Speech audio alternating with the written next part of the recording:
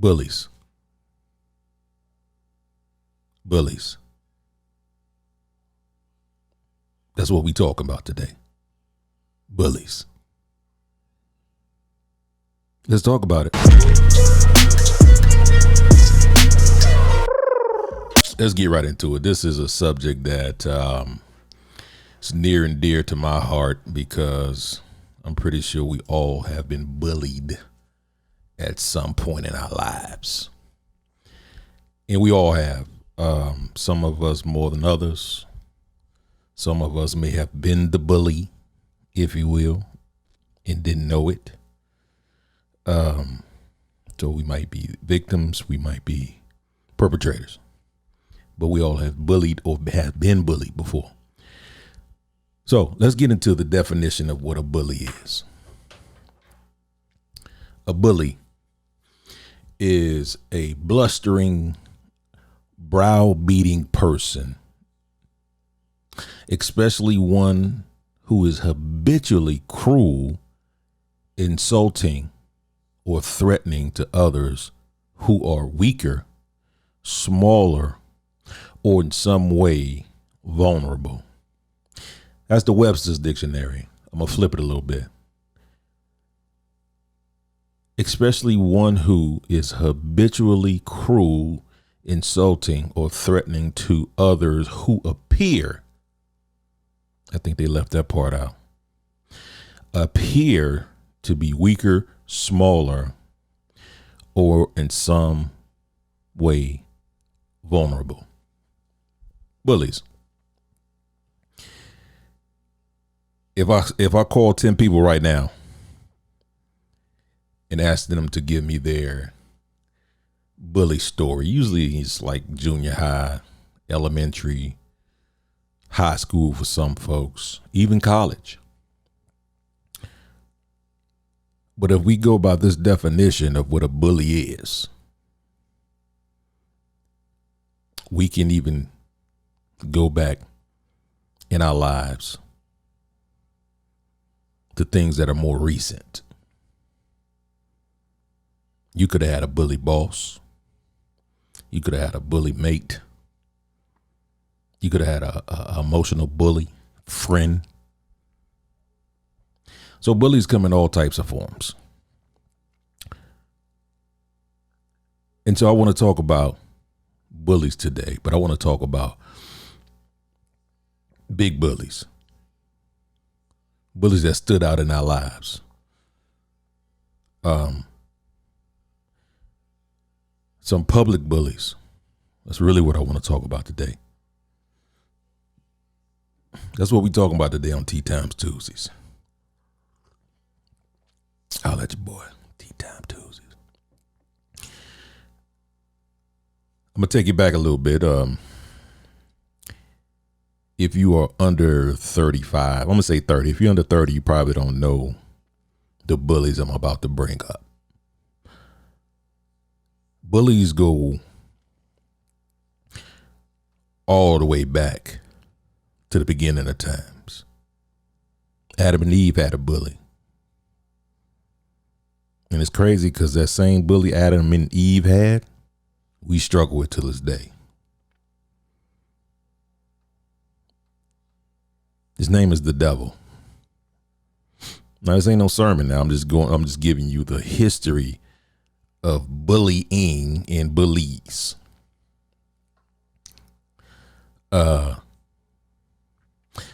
When I was growing up, we had a few television shows. I mean, we didn't really have the internet or cell phones, bottled water.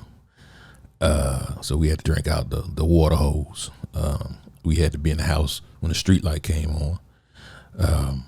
A, because that's what our parents wanted, and B, so we can go in the house and watch our shows. We didn't have the luxury of having 100 different channels or 100 different 100 different channels or 100 different networks, and on each network you got 100 different selections of shows you can watch, and you can watch them at will, aka Netflix, Hulu, Prime. We didn't have that ability. We were at the control of network television. So if a show came on at 8, you better be in front of that TV at 8. If you got that 8:15, you've missed 15 minutes of the show. Ain't no running it back. Ain't no rewinding. Ain't no TiVo. Ain't no DVR in it. You had to just let somebody else tell you about it. I don't even think they had reruns back then. Did they have reruns? Somebody, I don't know. What I'm simply saying is when they had a show on, you had to be in front of that show. So it took discipline to be in front of that show at that particular time, because you knew that you had to watch that show, because that next day at school or work, whatever it is, whatever your situation is at that time, you would have to hear it from other people. So one of my shows was A Different Strokes. And all of the shows that I liked, all of the movies that I liked, always had a bully in it. And I liked those shows because the victim of the bully was always able to bounce back and turn that thing around. And I like that. I like that underdog story. I love that underdog story.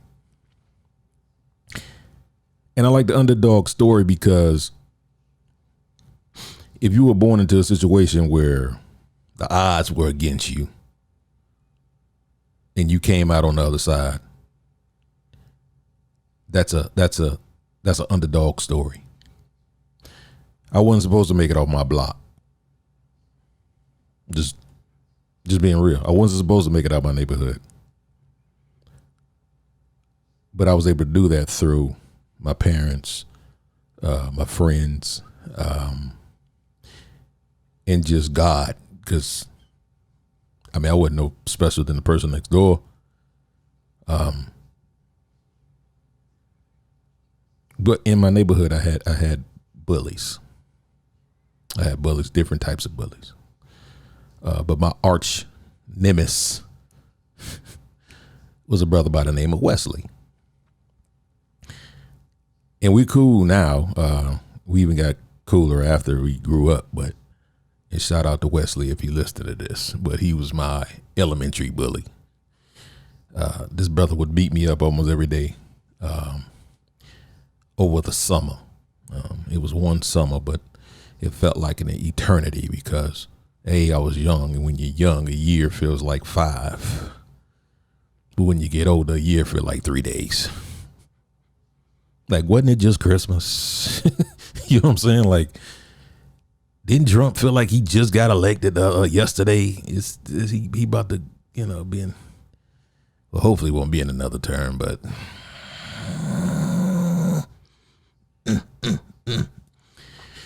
but anyway, I'm gonna name some popular bullies.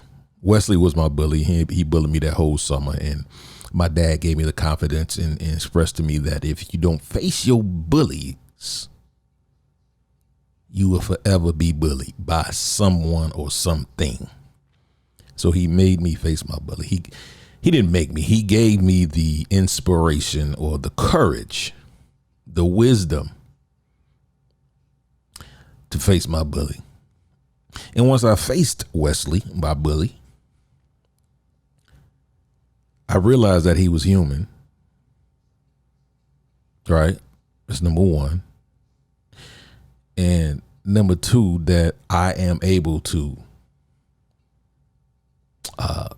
raise my hand victorious to things that are against me. And so are you. So growing up, we had different shows. And I'm going to go through some of the shows that I grew up with and point out the bullies. It was a show by the name of Different Strokes when I was growing up. Arnold Jackson was the star of the show. He had a brother named Willis, a white sister by the name of Jennifer, I think her name was, and a dad by the name of Mr. Drummond. Mr. Drummond was a rich white man that owned half of New York City or something like that. I know he stayed in a penthouse on the top of some high building. I don't know what it was. Maybe it was Trump Towers. I don't know.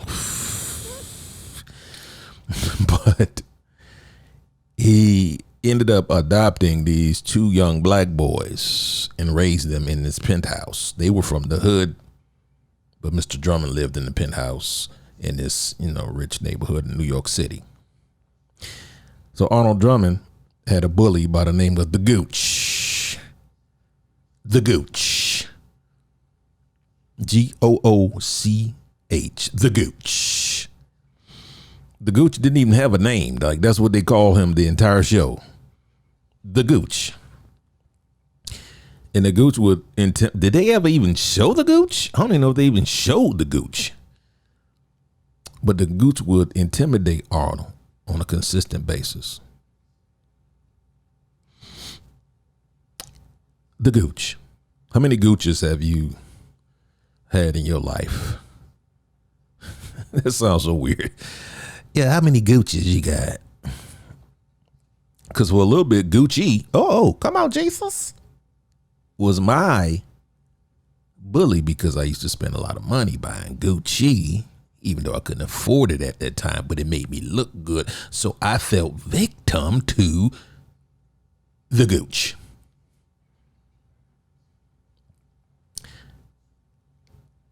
Another one of my favorite shows was Good Times. And on Good Times, it was a young lady by the name of Leona Gordon. Oh, I'm taking y'all back right now. Leona Gordon.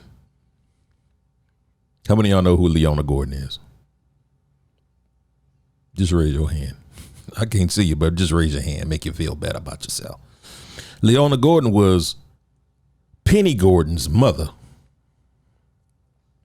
Leona Gordon was the ultimate bully because she was a child abuser. She abused her daughter whenever her daughter didn't do things that Leona wanted her or felt like Penny should have done, which to me is the ultimate bully, because you are a parent and you're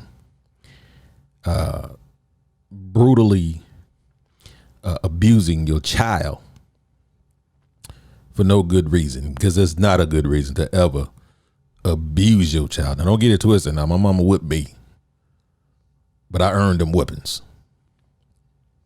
But she didn't whip me to the point where I was abused. You understand what I'm saying? Like, this woman was burning the girl and with an iron and broke her arm. It was some brutal episodes to watch, but shout out to the writers of Good Times to even go there at that particular time. Now it's like an everyday thing. I think every other show shows something like that. But back then, they didn't really have shows like that. So shout out to the writers of Good Time for bringing awareness to child abuse. So Leona Gordon was a bully. Bad News. I'm taking y'all back, man. How many of y'all remember Bad News? Bad News was on the same show, which is Good Times, but it was JJ's bully. One of JJ's bully. JJ had a few bullies, but Bad News was the one that stood out to me. Bad News was a pimp gangster that worked for another pimp gangster by the name of Sweet Daddy, aka Sweets. Y'all got to go back and watch this stuff, man. This is some classic television. This is like the 70s, I think. I was a kid. Well, I was a kid watching this stuff, but it wasn't live. It was just repeat. But it was just some great television. But Bad News was JJ's bully. And I realized watching that show with Bad News, not because I watched it again probably about 2 years ago. It came on and I caught it on one of those channels, and I saw it from a different perspective as a grown man now, right? And Bad News was a very violent, angry little man. He was little in stature and in mind too, because to me, all bullies are little mentally. As you can tell, I don't like bullies. I don't. I can't stand bullies. But anyway, Bad News was bad news, and he was big and bad, but he feared Sweet Daddy, which was bigger, who was bigger and badder than he was. So then I realized that bullies respect power. Bullies respect power. Strong people. That's what bullies respect. And that's why if you continually show that you are not going to challenge them, they will continue to bully you. So he was scared of Sweet Daddy, aka Sweets. The names crack me up. But then he tried to undermine Sweets and get Sweets knocked out of his spot so he can be the man.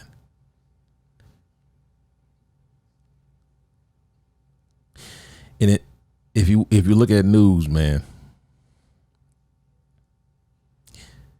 we got some bad news going on right now. We got some bad news going on right now, and the person that this person respects is not even in our country. And the person that this person respects hates our country. And the person that this person respects loves what's going on right now. Loves it. The division, the hate, the house being torn apart.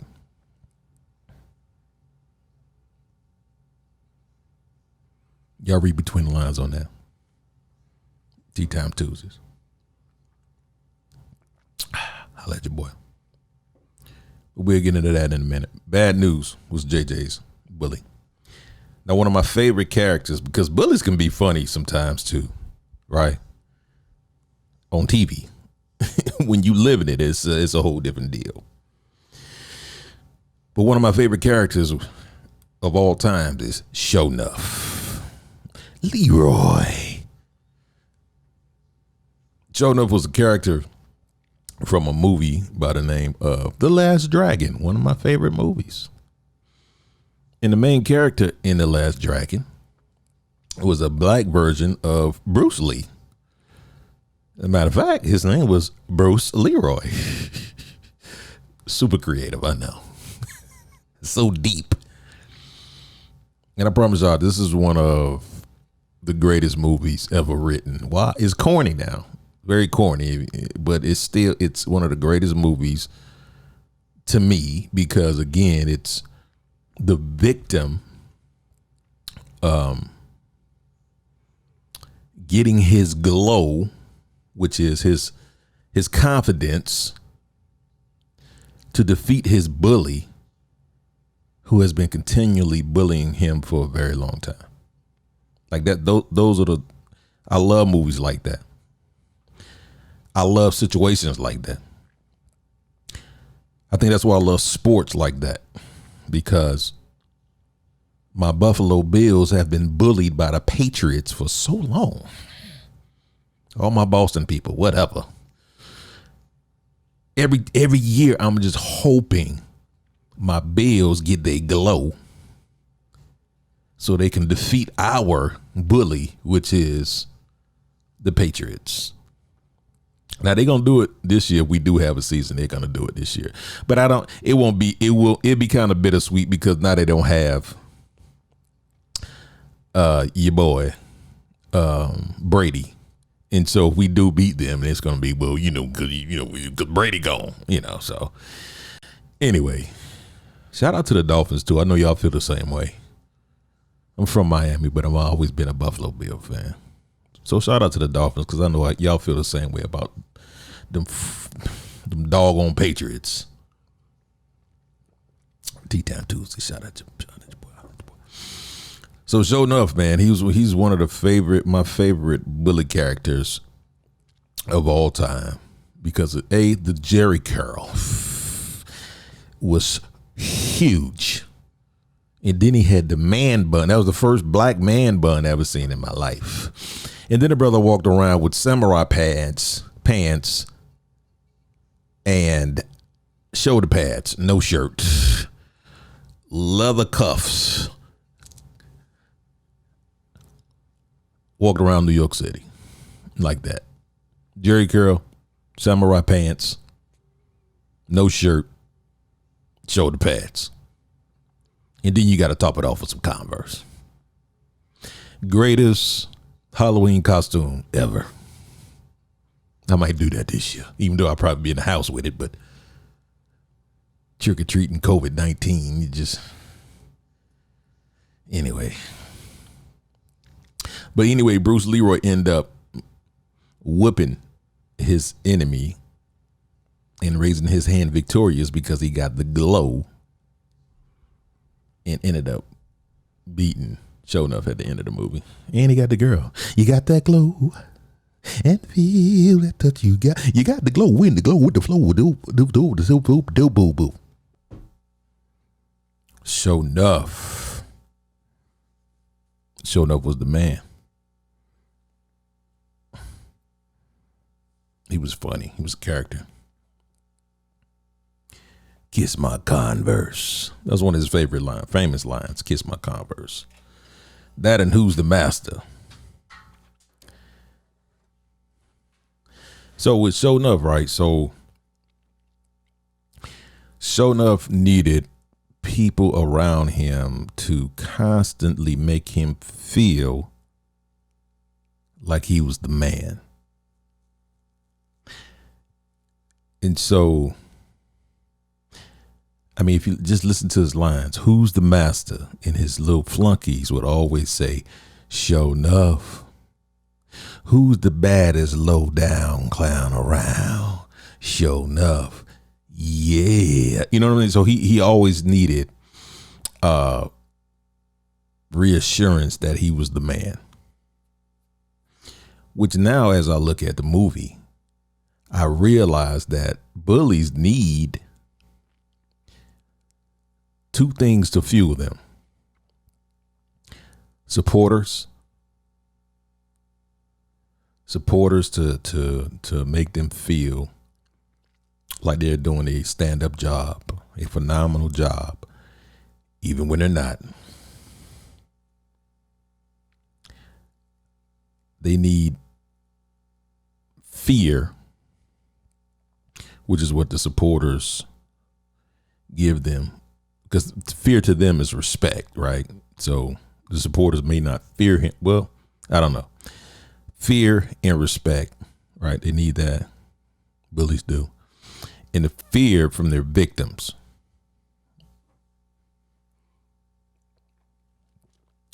And they also need something to fight for. Even if it's made up in their mind. They need something to fight for.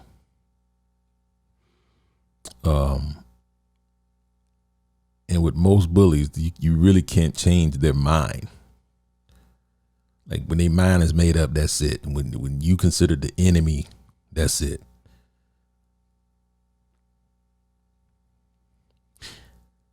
Like the definition says, they are blustering and browbeating people.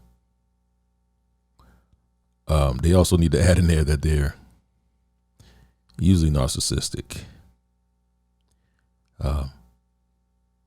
Like I'm allergic to people that can't be wrong ever.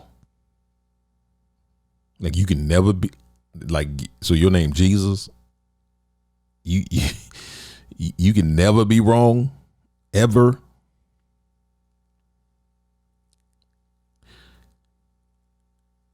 And so to me, Show Enough was like the ultimate bully of kind of what we're going through right now. But the biggest, I don't want to say the baddest, but the biggest bully I've ever witnessed Um, it's by a brother by the name of Donald J. Trump.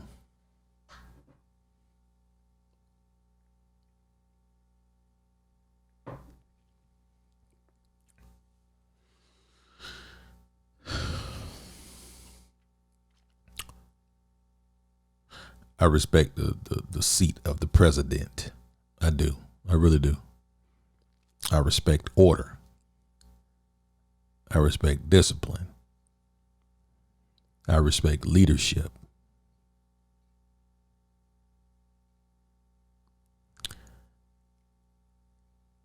But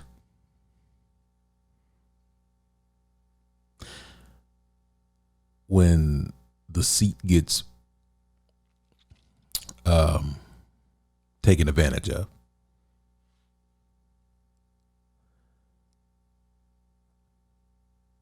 when leadership takes advantage, then I have a problem. I have a problem with it. So let's think about it for a second. Everybody here, everybody listening, I'm sure have had a job at some point. And when you first get on that job, most of the time, your boss is considered cool. Like, because you don't know him yet, or her. You don't know them yet.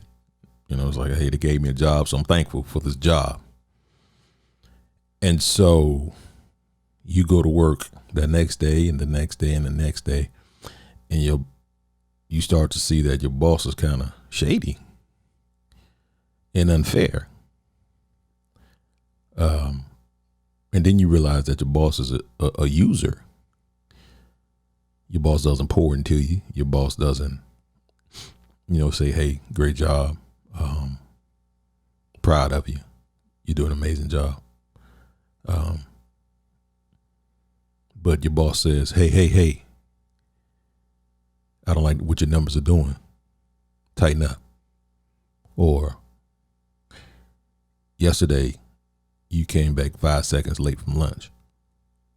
I'm going to write you up. Or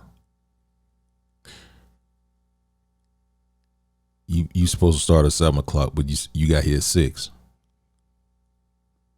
and sat out in your car. You can't do that. Next time you do it, I'm going to write you up.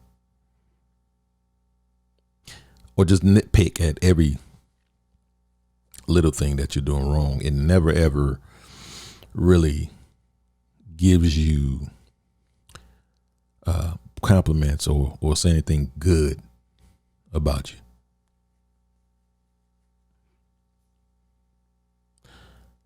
After a while, you're gonna be like, yo, this is not for me. This is not for me.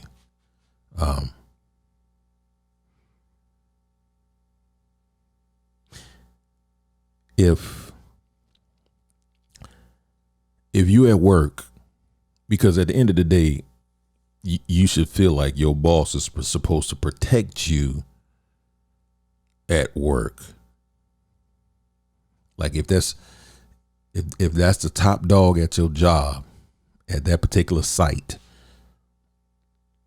that person is supposed to protect you while you're at work. That's their responsibility. That they're a leader. That's what they signed up for. So let's say somebody walked in with a gun. I hate to use that one, but I'm trying to get your attention. Let's say somebody walked into the building with a gun.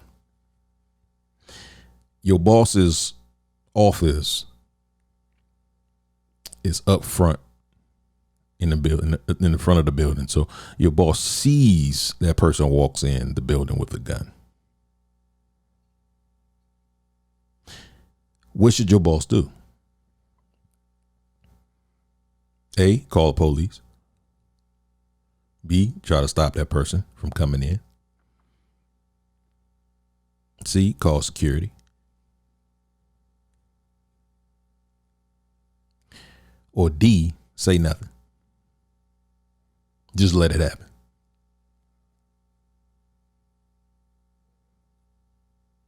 Like, how would you view your boss if that happened and somebody got hurt in that situation, or numerous people got hurt in that situation. Can you work for that man after that? Can you view him as good people after that? I know I can.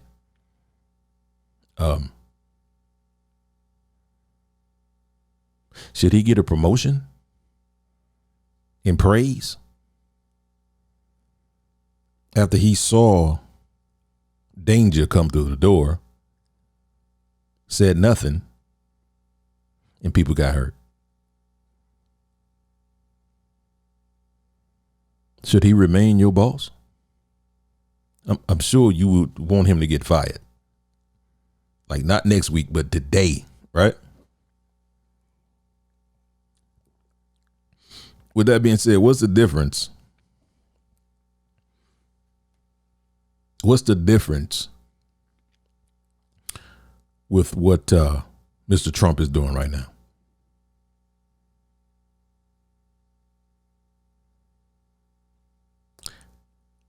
Oh man, it'll just go away. It'll go away soon. 150,000 people have died.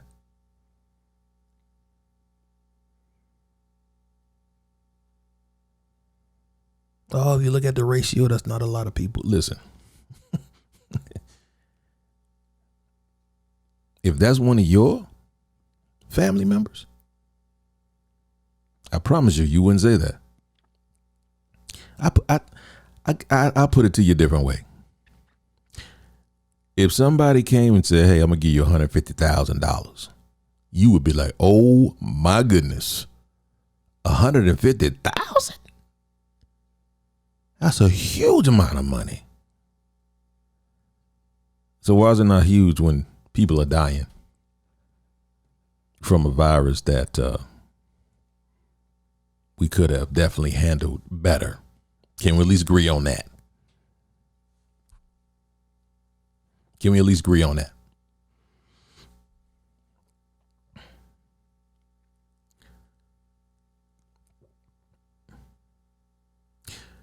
Mr. Trump is a bully.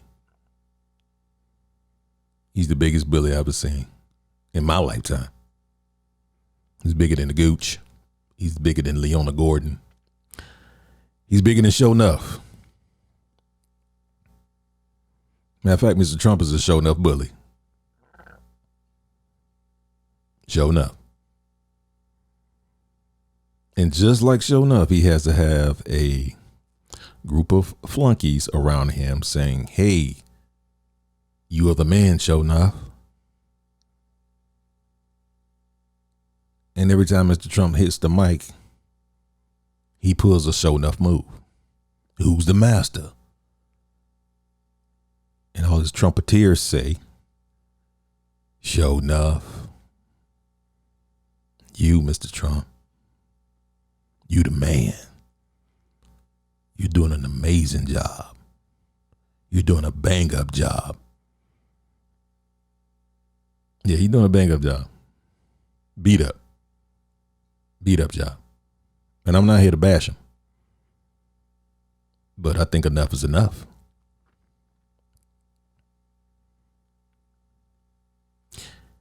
It's hard for me to follow or respect somebody who promotes division and hate.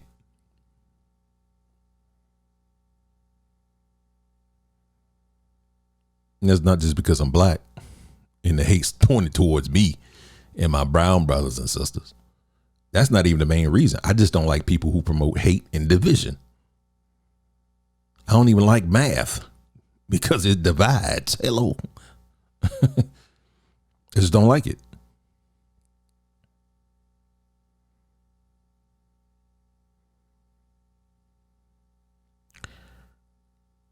And then on top of that,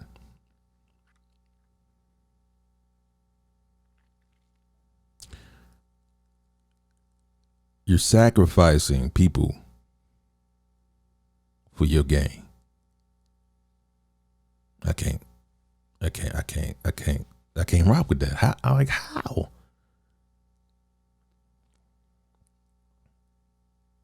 Like, even listen, man, seriously, even if you are racist, white supremacist, or any type of supremacist out there, whatever it is, do you have like no empathy for the people that have caught coronavirus and have gotten sick, and 150,000 who died? Like, that don't phase you at all? Like you that cold to human life? You that cold to human life?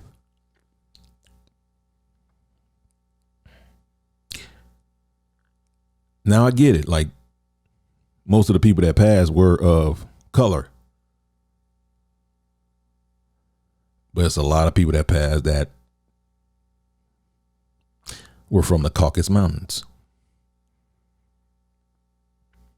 Your brothers and sisters. So it affected everybody. It's affecting everybody, not just people with melanin in their skin. But either way, that doesn't touch your heart at all. Like, I know like different news channels, because I watch all of them just to see what people are saying. Like, it's just to hear the point of view from different angles. Like, you got one station that says it one way and another station that take the same thing that the other station said and turn it completely different ways. So it's like everybody has their own agenda that they're pushing. And I get that. That's the news. That's what the news does. It always has been. But at the end of the day, 150 people has passed due to this virus.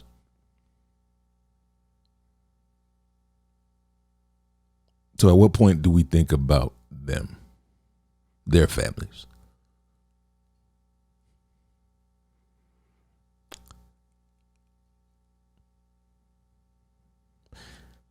Out of all the things Mr. Trump has done while he was in office, we're not even going to talk about before he was in office, because that's a whole nother long combo.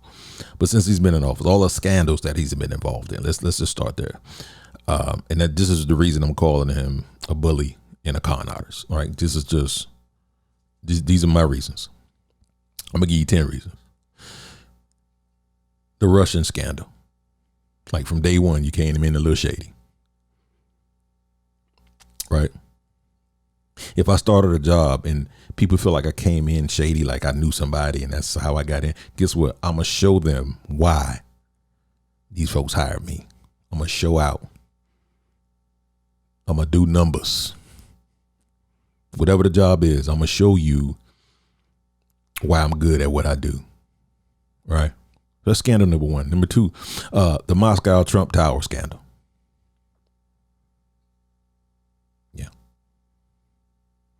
The Trump Foundation scandal, the Trump University scandal, the porn star scandal, the sexual harassment scandal, the Trump immigration scandal, the Trump Ukraine scandal. And if none of that faze you, none of those 8 that I just said faze you, this one here should definitely faze you, because it touches everybody. Trump's inaction on COVID-19 has cost many American lives and will continue to cost many American lives. Oh, wearing masks is a scandal.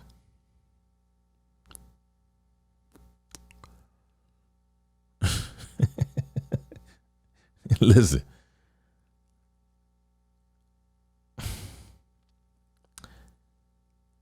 They say seatbelts don't guarantee you from dying in a car accident, but it helps.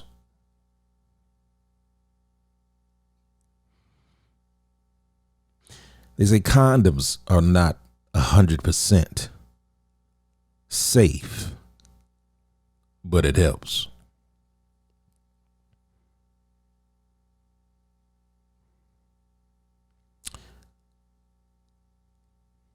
And so the mask thing, Like the science show that when you wear a mask,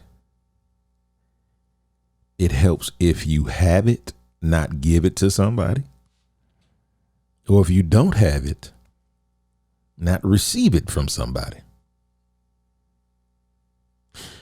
So masks to me are choosing life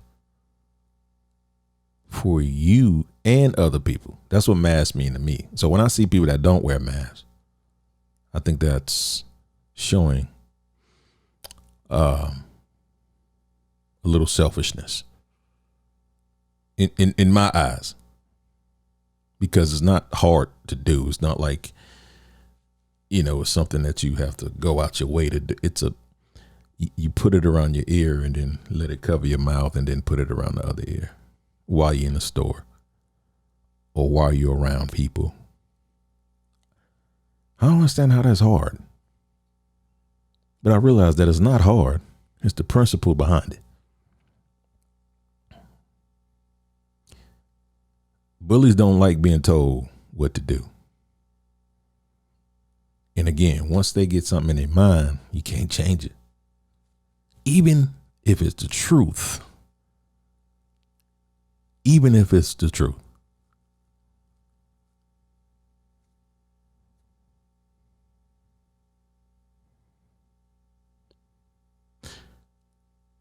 I wear masks for me. I wear masks for others.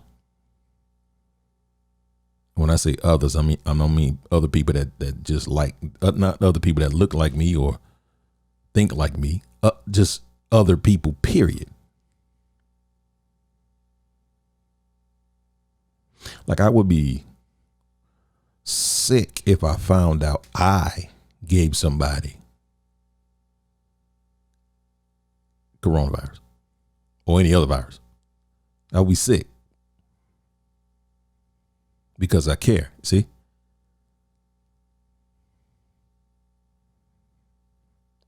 When you give that much energy to go against the grain of helping other humans, like even if you don't believe in it, but science says that this helps cut down the spreading of the virus, why wouldn't you wear it?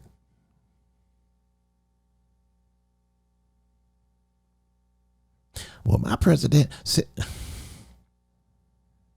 really? It baffles me because this man has told so many lies. I mean, like he'll say something on a Monday, they turn around on Tuesday, get on a show, and they'll bring it up, and he'll be like, "I didn't say that." Then they'll play it that he said it, and he'll still try to refute it. If your husband or your wife said something to you yesterday and you brought it back up the next day and they said to you, "I didn't say that," you would go ballistic on them. It's like this man gets so many passes.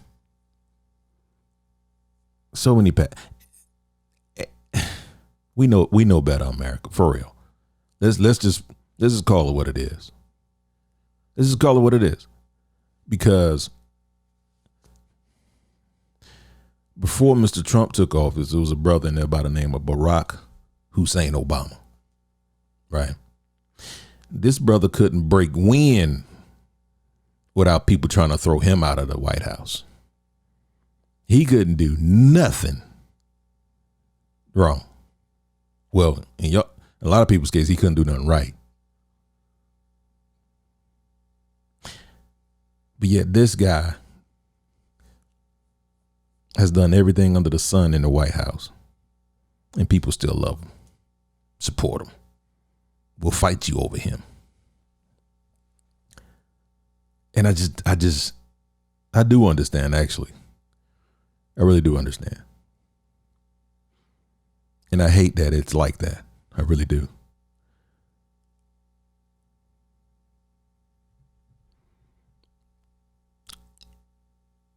But I'm in a good place because Like, this past 2 months has shown me that we ain't out here by ourselves. We not out here by ourselves. In those protests, man, I love to see a sea of just thousands and thousands of people that represent America. It ain't just black. It ain't just Hispanic. It's not just Indian. It's not just white. It's everybody. And I love that. And it seems like people are more upset because it's not just black people marching for black folks. Black Lives Matter. It's not just black people marching. And I think that's what burns the most for a lot of people. Now, I'm not going to debate you on the all lives matter versus Black Lives Matter. I think we are like my throat is dry. I'm done trying to convince people what the difference is. Whatever. We passed that.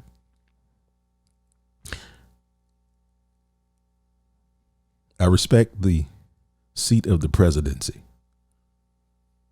but it's hard for me to respect the person that's in the position right now, because he does so many things that only supports either him or people that look like him.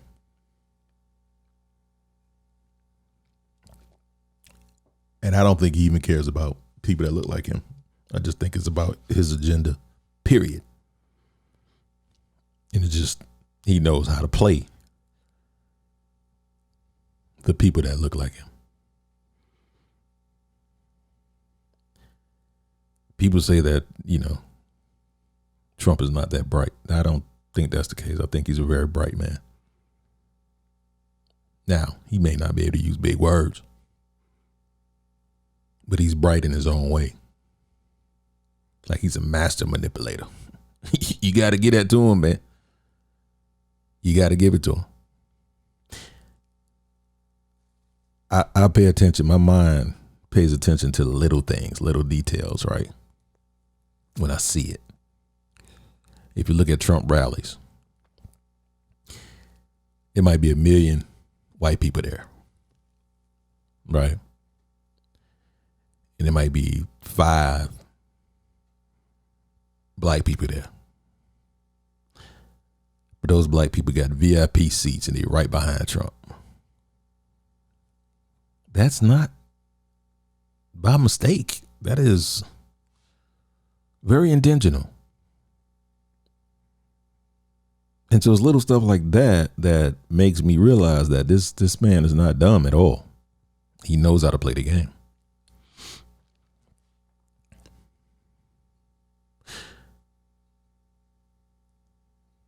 I was dating this young lady back in the day. I was much younger then. And I cheated on her, right? And I knew she knew it. Like, she had me like dead to rights. But I kept saying I didn't do that. I didn't do that. Hey, I didn't do that. I didn't do. And after a while, it seemed like she started to believe me, even though she knew that I did. And so, constant denial,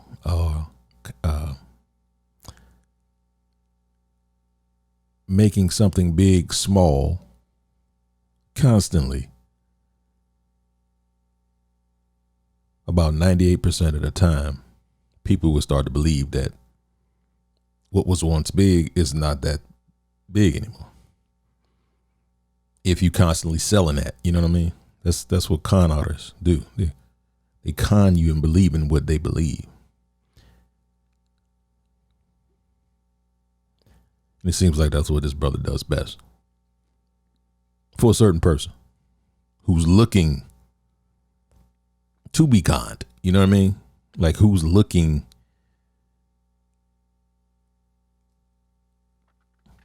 like it's like he connects with people who think like that. And they're not necessarily bad people. But some people just were raised like that. Some people just, it's whatever. Like TV. I mean, we already know TV has made the black and brown brothers and sisters look a certain way. And it's just unfair, man. So we just got to do something to change this,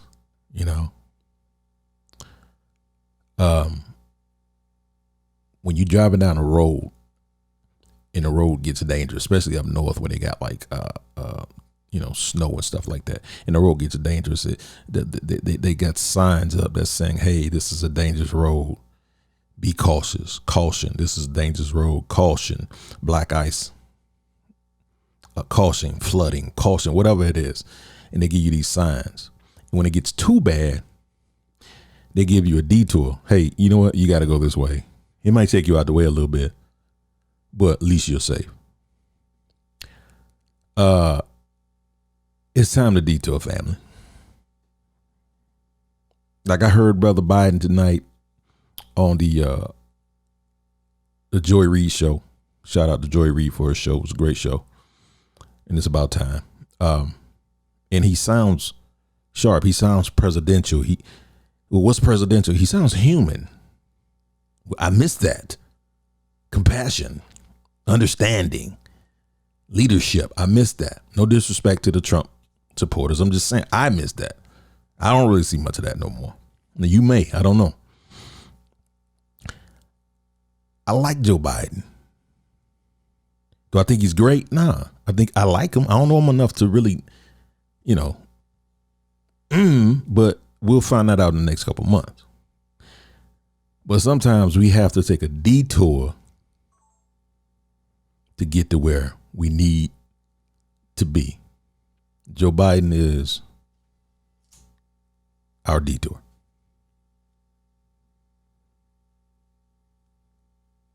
It's time to turn this thing around, family.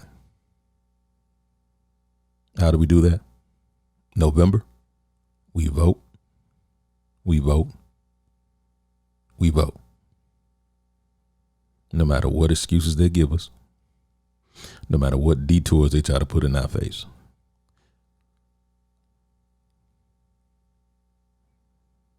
We have to be Emmitt Smiths in November. Emmitt Smith is one of the greatest running backs of all time in the NFL. He had the innate ability. No, we have to be Barry Sanders. Let's go even deeper. We got to be Barry Sanders. That's the greatest running back of all time in my eyes.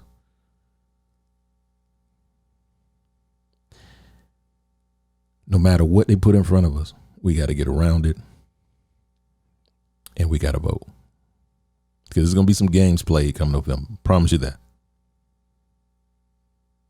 But when you get frustrated about the games that are being played, about the blocks that they're going to lay in front of us, I want you to think about all of the people that sacrificed their lives so that everybody can vote. I want you to think about the 150,000. It's going to be way more than that by then. But I want you to think about the 150,000 that have died so far from coronavirus unnecessarily. Vote, vote, vote, vote. Fight for power.